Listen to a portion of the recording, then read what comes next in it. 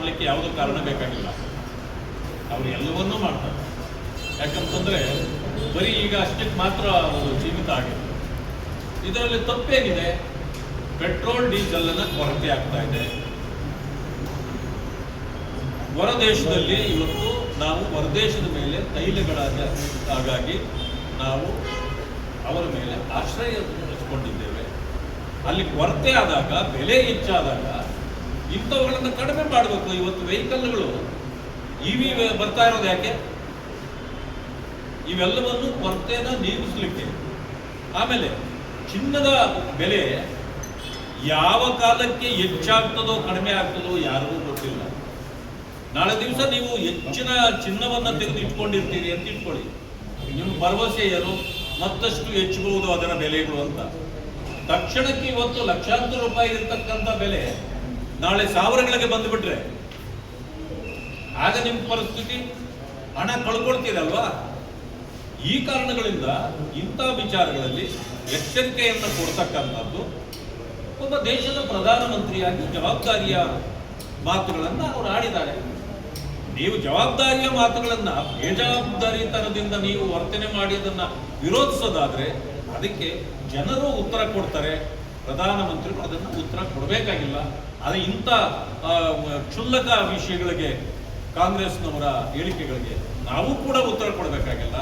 ಅದನ್ನು ನೆಗ್ಲೆಕ್ಟ್ ಮಾಡ್ತಕ್ಕಂಥದ್ದೇ ಸರಿ ಅಂತಕ್ಕಂಥದ್ದು. ಯಾಕೆ ಅಂತ ಇತ್ತೀಚೆಗೆ ನಿನ್ನೆನೂ ಹೇಳಿದ್ದಾರೆ ಮಾನ್ಯ ಪ್ರಧಾನಮಂತ್ರಿಗಳು, ಕಾಂಗ್ರೆಸ್ ಅಂತಂದ್ರೆ ಎಂಥ ಪಕ್ಷ ಅಂತಕ್ಕಂಥದ್ದನ್ನು ಹೇಳಿದ್ದಾರೆ. ಇದಕ್ಕೆ ಪೂರಕ ಎಂಬಂತೆ ಇವರು ಯಾರ್ಯಾರು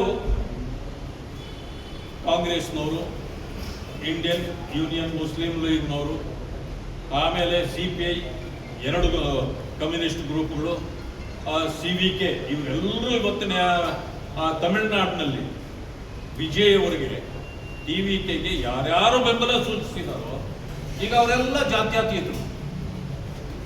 ವಿಜಯ್ ಅವರು ಹೇಳಿದ್ದಾರೆ ನಮ್ಮದು ಜಾತ್ಯತೀತ ನಡವಳಿಕೆ, ನಮ್ಮದು ಜಾತ್ಯತೀತ ಅಂದಮೇಲೆ ನಿಮ್ಮದು ಜಾತ್ಯತೀತ ಆದರೆ DMK ಮತ್ತು ಅಣ್ಣಾ DMK ಜಾತ್ಯತೀತ ಆಗಿರಲಿಲ್ವಾ?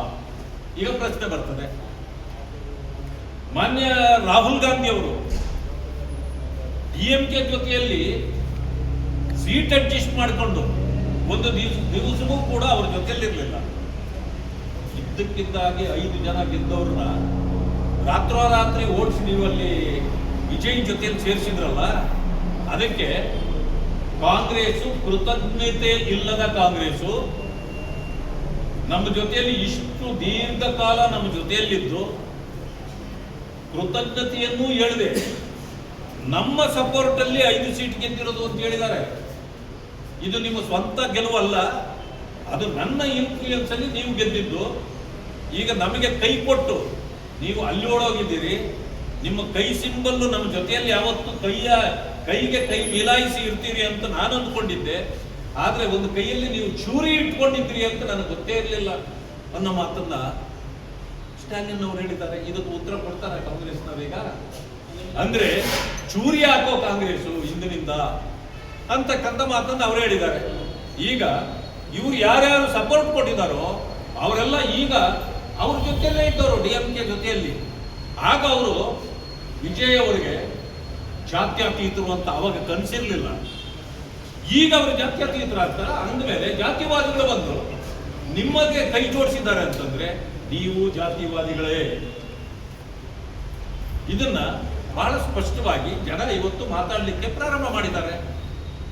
ನಮ್ಮದು ಸ್ಪಷ್ಟ ಇದೆ, ಇಡೀ ದೇಶದಲ್ಲಿ ಹಿಂದುತ್ವ, ಬಂಧುತ್ವ ಮತ್ತು ಸಿಂಧುತ್ವ, ಹಿಂದುತ್ವ, ಬಂಧುತ್ವ, ಸಿಂಧುತ್ವಗಳನ್ನ ಪರಿಪಾಲಿಸತಕ್ಕಂಥವ್ರು ನಾವು.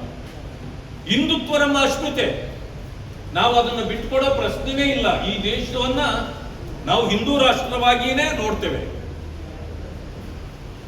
ಬಂಧುತ್ವ ಅಂತಂದ್ರೆ ಏನು ಅಂದ್ರೆ ನಮಗೆ ಜಾತಿಯಾಗ್ಲಿ, ಧರ್ಮವಾಗ್ಲಿ, ಭಾಷೆ ಆಗಲಿ ಭೇದ ಭಾವಗಳಿಲ್ಲ. ಸರ್ವರನ್ನೂ ಕೂಡ ವ್ಯಾಪಿಸಿರ್ತಕ್ಕಂಥ ಒಂದು ಸಂಘಟನೆ ನಮ್ಮದು ಭಾರತೀಯ ಜನತಾ ಪಕ್ಷ.